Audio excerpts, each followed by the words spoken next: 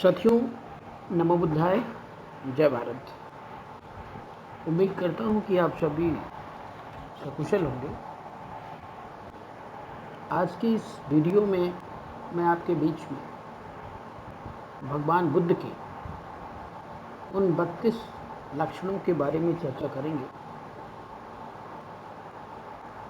जो भगवान बुद्ध को एक आम जनमानस से बिल्कुल अलग बनाते हैं। साथियों, वैसे भगवान बुद्ध ने कभी यह बात नहीं कही है कि कोई भी व्यक्ति बुद्ध नहीं बन सकता है या कोई मेरे जैसा नहीं बन सकता है। उन्होंने आपको हर वह फार्मूला दिया, मीन्स पूरे विश्व में एक ऐसे गुरु हुए भगवान बुद्ध जिन्होंने कुछ छिपाया नहीं। तमाम गुरुओं को आप देखते होंगे, वे अपने और शिष्य के बीच में एक दूरियां रखते हैं और तंत्र मंत्र कोई भी गूढ़ रहस्य होता है तो वह कुछ ही लोगों को बता के जाते हैं ताकि मतलब उनका सत्ता सिंहासन चाहे धर्म का हो या संघ का हो वो बना रहे। लेकिन ऐसा नहीं, इसलिए भगवान बुद्ध सबसे अलग है। उन्होंने जो कंसेप्ट, जो फार्मूला, जो तौर और तरीका दिया वह सभी के लिए यूनिवर्सल है, ओपन है। मीन्स हर कोई व्यक्ति अगर चाहे तो वह बुद्ध बन सकता है। और एक बात यहाँ पर और स्पष्ट कर दूं कि अक्सर जो ये भगवान शब्द होता है, भगवान का मतलब पाली भाषा में हम कहेंगे भग्ग रागो, भग्ग दोषो, भग्ग मोहो, ताई भगवा। या कह सकते हैं इसको शुद्ध हिंदी में कि वह व्यक्ति जो पूर्णतया इस कुदरत के नियम कानून के संरक्षण के लिए अपने को समर्पित कर देता है। राग, द्वेष, तृष्णा, या कह लो कि जितनी भी बुराइयां इस धरती पर हैं उन सबसे परे होकर के, लोभ लालच से परे होकर के, सर्वलोक हित में कह लो, यह हर प्राणी के लिए काम करने के लिए अगर वो समर्पित हो जाता है और समर्पित होकर करता है निष्ठा और ईमानदारी से, तो वह निश्चित में भगवान कहलाने योग्य है। और इसलिए हम बुद्ध को भगवान की संज्ञा देते हैं। और यहाँ पर इस नाम को धूमिल करने के लिए बहुत सारे ऐसे मिथ्यात्मक चीज़ें आपके देश में हैं जहाँ पर आप कंफ्यूज हो जाते हैं। आपको मानना कुछ और चाहिए, मानते कुछ और है। अब आप खुद समझदार हैं कि हम ज़्यादा दूर नहीं जाएंगे कि किसको भगवान मानना चाहिए, किसको नहीं मानना चाहिए। लेकिन आपको ये भी साथ में पता होना चाहिए कि इस संसार में कोई भी चीज़ ना चमत्कारिक है और ना ही चमत्कार से संभव है। तो जितने भी काल्पनिक देवी देवता इस देश में बनाए गए हैं, वे सब किसी भी स्तर पर उनका कोई प्रैक्टिकल रोल या यूनिवर्सल रोल नहीं है, मीन्स वास्तविक रोल नहीं है। बस एक कैरेक्टर जैसे फिल्म होता है, फिल्माया गया हो, और बार बार उसी चीज़ को आपके बीच में अगर लाया जाता है तो आप उसे सही मानने लगते हैं। ये हमारी बहुत ही गंदी आदत होती है। ऐसे ही जो वास्तविक भगवान थे, जिनको भगवान मानना चाहिए या उनके विचारों का अनुसरण करना चाहिए, उनको हम और आप भगवान ना मान करके जो सूर्य के समान है और उन्हीं की कॉपी कर करके तमाम लोगों ने अपने अपने मन के मुताबिक देवी देवता बना दिया और आज हम उनके चक्करों में फंसते हैं। ये हमारी सबसे बड़ी मूर्खता है और इसका जो फायदा है वे वही षड्यंत्रकारी ही ले जाते हैं। इसलिए निवेदन ये है कि वास्तविकता को समझना आपके लिए अति आवश्यक है, नहीं तो आपकी आने वाली पीढ़ियां, जैसे आप अभी तक गोते लगाते आए हैं, न जीवन का हल निकल पाया है, न राजनीतिक सत्ता का। आए दिन आप परेशान होते रहते, पीड़ित होते रहते हैं। ऐसे आगे भी आपकी आने वाली पीढ़ी होती रहेगी। साथियों, विषय बिंदु पर आते हैं। आज का जो मेन विषय बिंदु है वो है भगवान बुद्ध के 32 लक्षण। ये लक्षण प्रैक्टिकली देखे गए। भगवान बुद्ध न तो चमत्कारिक है और ना ही वो कहते हैं कि मैं आपको कुछ दूंगा। वो आपको खुद बुद्ध बनने की प्रेरणा देते हैं, खुद आत्मनिर्भर बनने की प्रेरणा देते हैं। फिलहाल वे इतने विश्वविख्यात फेमस या इतना अलग कैरेक्टरिस्टिक उनका क्या था कि जो उनको सबसे अलग बनाता है, वह चीज़ आप अपने से तुलना करके जान सकते हैं। भगवान बुद्ध के पहला पॉइंट है, भगवान बुद्ध का जो पैर था, निचला जो तलवा होता है वो पूरी तरह समतल था। दूसरा है पांव के दोनों तलवों में चक्र का निशान था। अक्सर हम लोगों में नहीं होता है। पांव की एड़ियां लंबी और चौड़ी थी। हाथ और पांव की अंगुलियां लंबी थी। हाथ और पैर सामान्य से मृदुल और तरुण थे। हाथ और पैर के अंगुलियों के बीच थोड़ी सी दूर में जालनुमा त्वचा थी, जैसे हंस और बत्तखों में होता है। पांव के टखने सामान्य जन के मुकाबले ऊपर था। जांघें मृग के समान थी। खड़े होने पर बिना झुके दोनों हाथों हथेलियों से दोनों घुटने मसल सकते थे, थपथपा पाते थे। पुरुषेंद्रिय त्वचा उसमें गुप्तित रहती थी। सारा शरीर कंचन वर्णीय था। शरीर की त्वचा पर सामान्य जन की तुलना में एक और सूक्ष्म त्वचा मड़ी थी।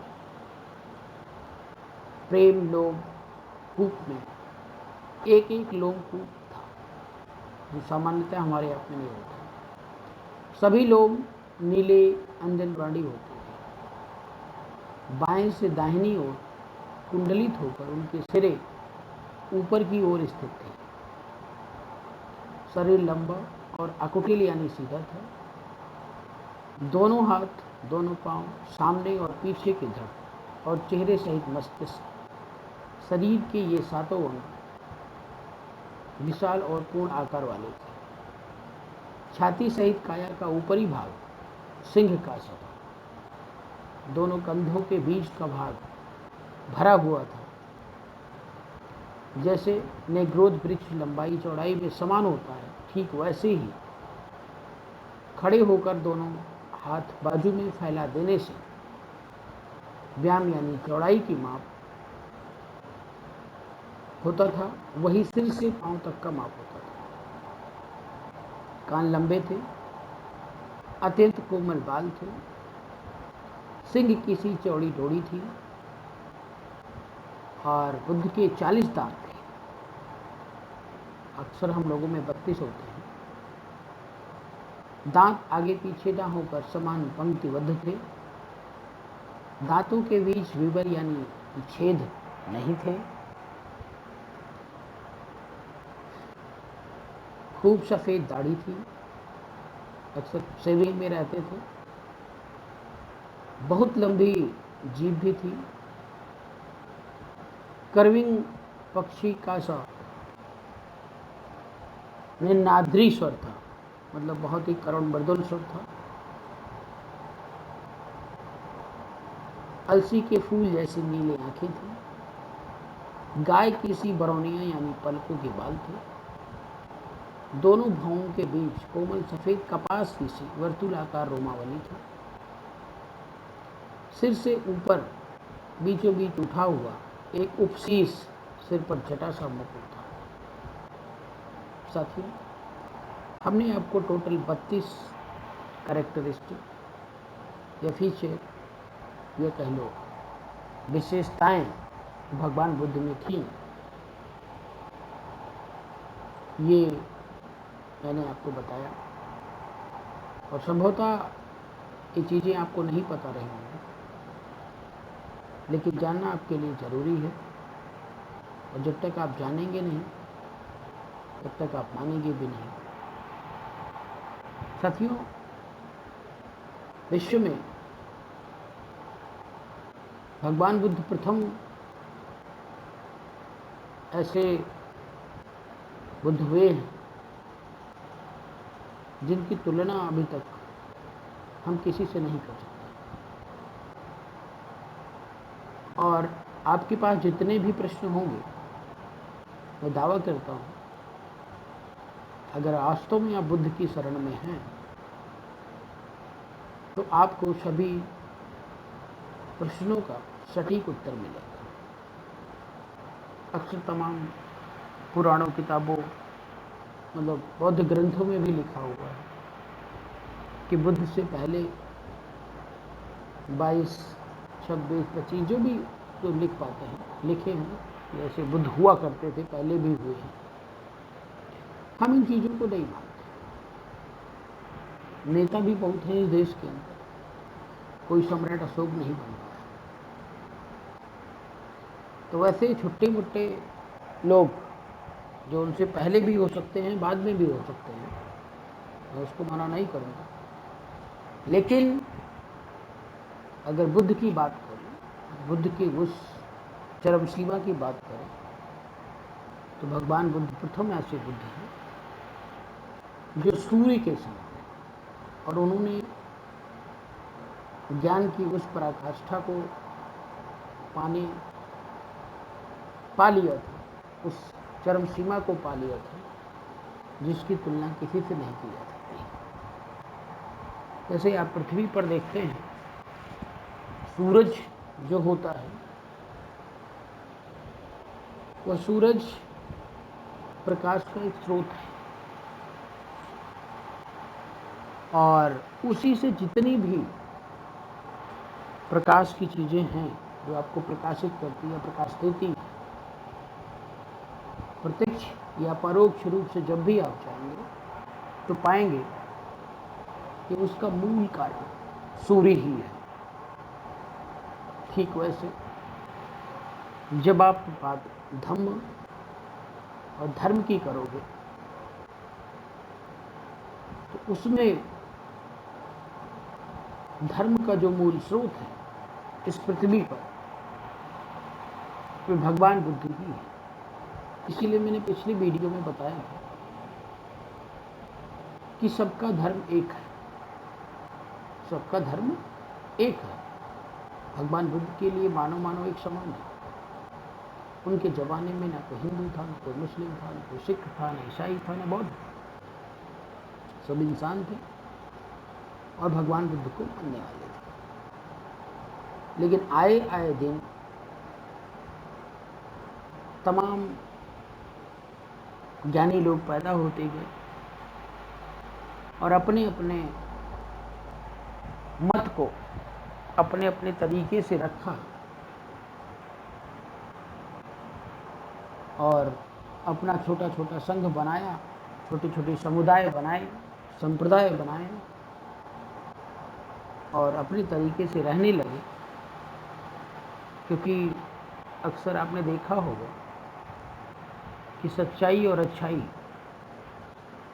सबको पसंद भी नहीं होती है। तो उन लोगों ने जो तमाम प्रकार की चीज़ें बनाई, आज आपके देश में, आपके समाज में वही नए नए धर्म के नाम से जाने जाते हैं, जो वास्तव में संप्रदाय होते हैं। अगर किसी भी महापुरुष को, किसी भी विद्वान व्यक्ति को इस विषय बिंदु पर हमसे चर्चा करनी हो, डिबेट करना हो, तो उसको स्वागत है। आप हमारे नंबर पर कॉल कर सकते हैं। नंबर आपको उपलब्ध है, मिल जाएगा। तो साथियों, आज के लिए इतना ही। और मैं बार बार यही कहूँगा कि अगर धर्म सत्ता की बात करनी है, धर्म के उस लेवल और पराकाष्ठा को पार करना है, इस मानव जीवन को खुशहाल बनाना है, तो आपको फिर से, भटक तो हम गए थे, लेकिन फिर से हमें बुद्ध की शरण में आना पड़ेगा। और हर व्यक्ति के अंदर जब तक बुद्ध का निवास नहीं हो, बुद्ध के विचारों को आत्मसात नहीं करता है, तो वह व्यक्ति कभी इंसान नहीं बन सकता है। और व्यक्ति कभी इंसान नहीं बनेगा तो फिर भारत देश में अशोका राज की स्थापना कैसे होगी। इसलिए भारत को फिर से विकसित समृद्ध राष्ट्र बनाने के लिए हम सभी का इंसान होना बहुत जरूरी है। बहुत बहुत धन्यवाद।